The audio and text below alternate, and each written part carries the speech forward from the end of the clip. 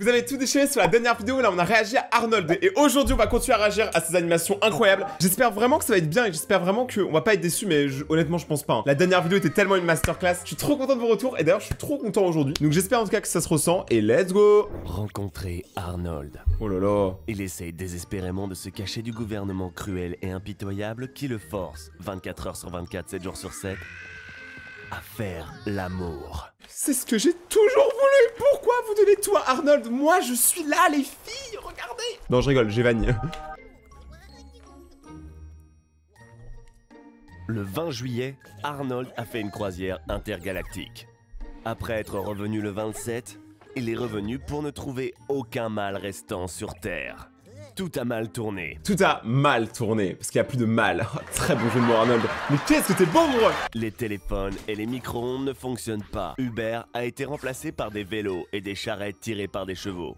Au lieu des lampes dans les maisons, les bougies ont été rallumées. Ah, alors ça, frérot, j'ai une bougie aussi. C'est tellement feng shui. Cela est dû au fait que tous les domaines dans lesquels la plupart des hommes travaillaient auparavant se sont arrêtés. Arnold, pourquoi tu t'enfuis? Chaque jour, ton corps produit jusqu'à 70 millions de spermatozoïdes. Quoi? Mes couilles. Vous êtes vraiment déter. Tu peux fertiliser physiquement jusqu'à 8 femmes par jour. Et comme beaucoup ont dédaigné même vouloir te toucher, il a été décidé de planter artificiellement tes graines dans les ovules. Et le nombre de femmes enceintes est ainsi passé à 15 millions. Maintenant, tu n'es pas seulement plus populaire que toutes les sœurs Kardashian réunies, t'es devenu une question d'importance nationale. Les femmes te plaisent et t'examinent attentivement. Mais il y a un revers à tout cela. T'es prisonnier et tu n'as pas le droit de quitter le pays ou fuir tes obligations. Attends, son obligation c'est de se toucher. Reine vaut plus que n'importe quel métal précieux au monde et va bientôt déclencher une 3e guerre mondiale. Tout se termine dans... Non, dans 14 ans, lorsque les garçons commencent à entrer dans cet âge de transition et la première graine apparaîtra.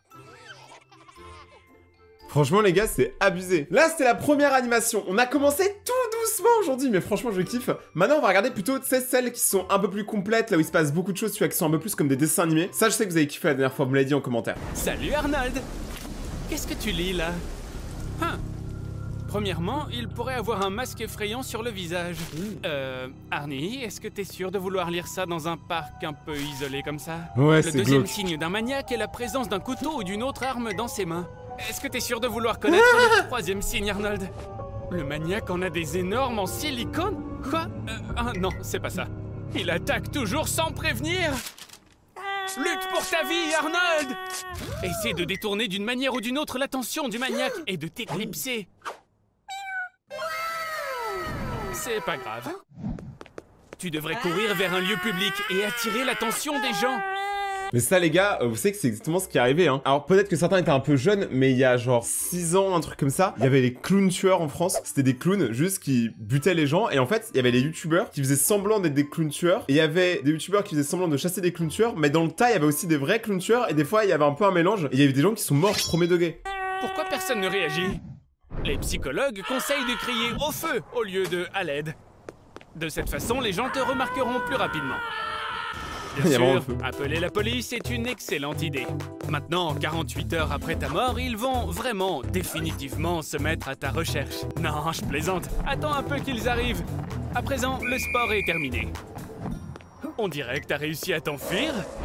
Mais ne te réjouis pas trop vite. Certains maniaques chassent leurs victimes pendant des mois Mais pourquoi? Mais pourquoi tuer Arnold? Il est trop sympa. et peuvent prédire exactement où elles iront ensuite.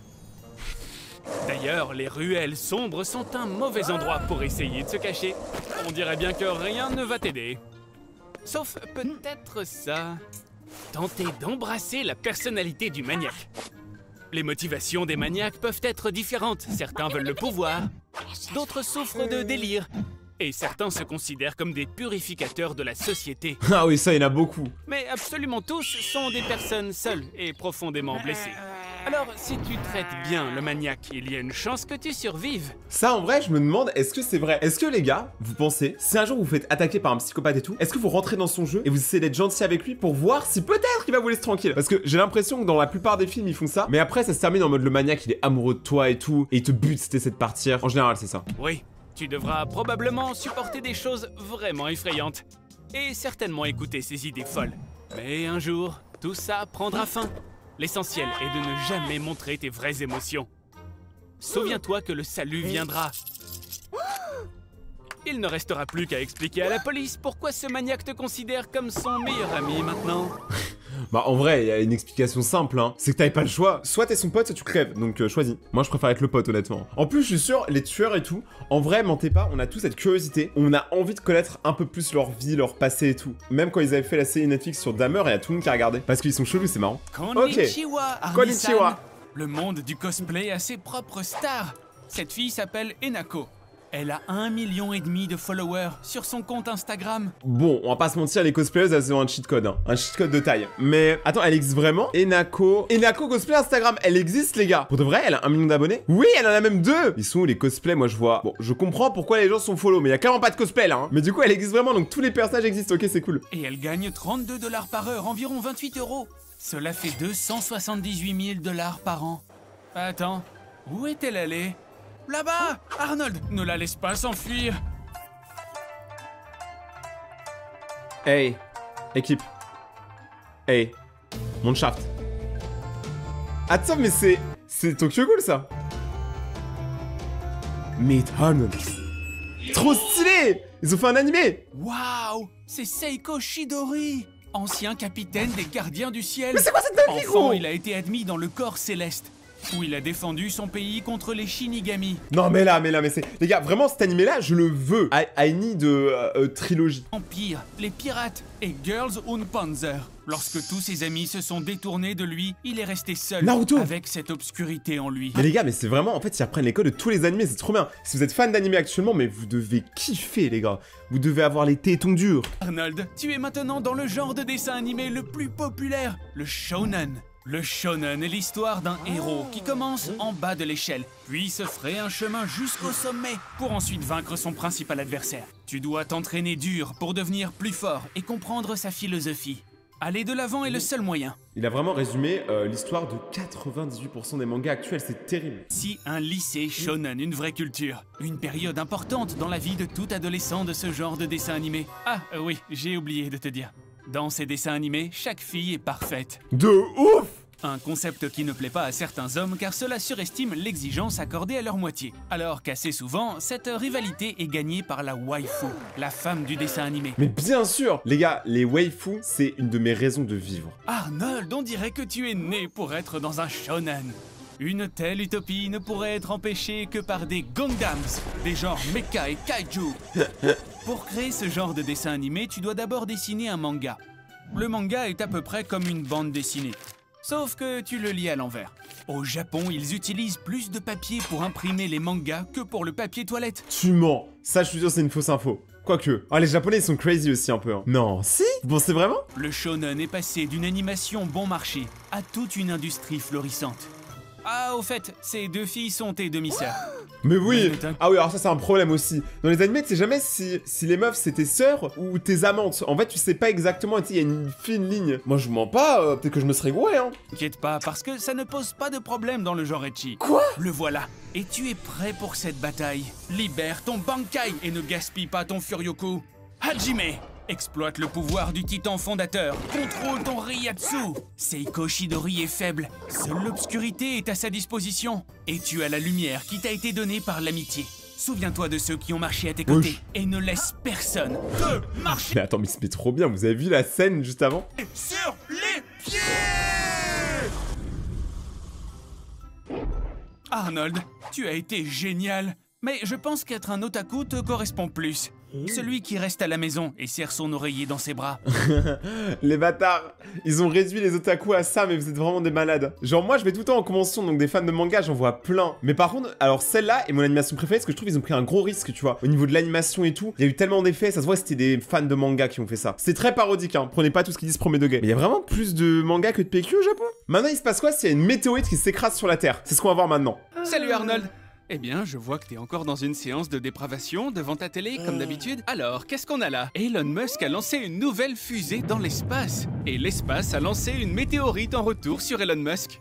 Arnold, on se calme. Tu ne sais même pas ce que c'est qu'une météorite. Un météore, c'est un corps céleste très large, d'origine cosmique. Leur masse peut varier de quelques grammes à quelques milliers de tonnes. Attends, mais c'est trop stylé par contre. Une masse cosmique, étincelante. Genre, la manière dont ils en parlent, on dirait trop... c'est une déesse. Et ne t'en fais pas. Il n'existe qu'un seul cas où une météorite a frappé une personne dans l'histoire. C'était en 1954. Ah oui? Et même, il a juste été touché à la jambe. Tiens, on dirait que quelqu'un s'est porté volontaire pour sauver la planète. Et on dirait aussi qu'il déborde d'enthousiasme. Ça ne m'étonnerait pas que cet épisode devienne le plus court de tous les temps. Et qu'il ait une fin heureuse. Ah non. Bon, c'est pas grave. Comme d'habitude, comme d'hab. On dirait que notre planète est sur le point d'être détruite. Ça arrive tellement souvent. Mais de toute façon, on s'en fout. Si un jour il y a une météorite, s'il y a les aliens, s'il y a les zombies, rappelez-vous de une chose. Ce sera forcément aux États-Unis. Est-ce que vous avez déjà vu un film là où ça se passe en France? À chaque fois, c'est les États-Unis qui se font attaquer. Soit États-Unis, soit Japon. Parce que regardez même Godzilla, King Kong, ils se battent soit aux States, soit aux États-Unis, soit dans une île paumée vers Hawaï. Peut-être qu'il y aurait un autre sauveur. Waouh. Est-ce que ça pourrait être Arnold? Excellent. On va choisir une tenue pour toi. J'en ai marre. Alors, celle-ci, non. Ça, certainement pas. Oh non, surtout pas ça. On a tout vu. Voilà, celle-là. C'est celle-là qu'il te faut. En fait, on pourrait se contenter de ce projet de SpaceX appelé DART. En 2022, il est prévu de lancer un vaisseau spatial qui pèse 500 kg pour qu'il percute un astéroïde nommé Didymos, et ce à une vitesse de 6 km par seconde. Le pilote automatique n'a pas encore été installé, donc tu vas devoir piloter manuellement, et ainsi devenir un vrai héros. Bah... Arnold, t'as réussi à survivre. Bon, à peu près comme toutes les autres formes de vie les plus minables, comme les microbes. Mais à présent, on a un petit problème avec l'eau. Après qu'une météorite de 100 km de diamètre ait frappé la Terre, l'onde de choc a détruit presque toute vie, sur un rayon de 100 000 km² autour. C'est pour ça qu'il faut vivre chaque jour comme le dernier.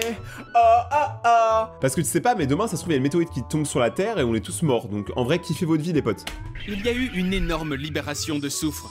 Et la poussière et les cendres de toute cette destruction se sont élevées dans la haute atmosphère et ont bloqué l'accès aux rayons du soleil. Bam. Tu dois avoir faim. C'est bien que tu aies gardé ta nourriture spatiale dans la fusée. Y avait pas de nourriture? Oh, ça c'est terrible. Parce qu'il n'y a plus de nourriture sur Terre non plus. En tout cas, c'est bien que tu portes une combinaison spatiale ici, car il fait moins 50 degrés dehors. Et il ne faudrait pas marcher ici très longtemps. Oh. Attention! J'avais oublié de te prévenir, mais les cafards aussi ont survécu. Et on dirait aussi qu'ils ont muté, juste un tout petit peu. Tu ferais mieux de courir. Cours, Arnold! L'infini et au-delà! Bah, il est mort. Les potes, cette vidéo vous a plu, n'oubliez pas de lâcher un gros pouce bleu. Si vous voulez regarder mes autres vidéos, elles sont juste là. Et on se retrouve sur Instagram, Rayton_YGT si vous voulez me parler. Et ciao!